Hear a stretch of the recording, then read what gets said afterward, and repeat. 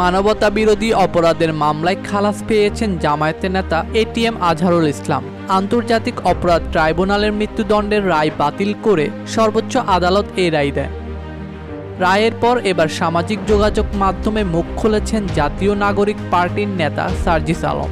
আজ ২৭শে মে নিজের verified Facebook আইডিতে দেওয়া এক পোস্টে জাতীয় নাগরিক পার্টির নেতা সার্জিস আলম লিখেন, মৃত্যুদণ্ডের আদেশপ্রাপ্ত জামায়াত নেতা এটিএম আজহারুল ইসলাম আজকে মিথ্যা মামলা থেকে মুক্তি পেয়েছেন। সার্জিস আলম আরও লিখেন, আওয়ামী লীগ দুঃশাসনের শিকার মিথ্যা মামলার জীবন হারানো এমন কিছু মানুষকে আজ মনে পড়ছে।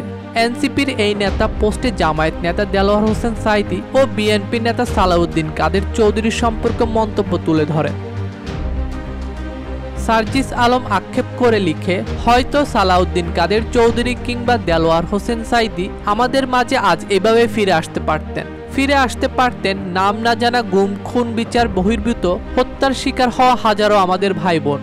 সর্বশেষ স্ট্যাটাসে হারিয়ে যাওয়াদের ফিরে আসা প্রসঙ্গে সার্জিস আলম লিখেন, কিন্তু সেই সুযোগ আর নেই। আমাদের যাদের সুযোগ রয়েছে এই মা, মাটি ও দেশের জন্য কিছু করার, তারা যেন সৌভাগ্যক্রমে পাওয়া এই সুযোগ এবং আমানতের খেয়ানত না করি।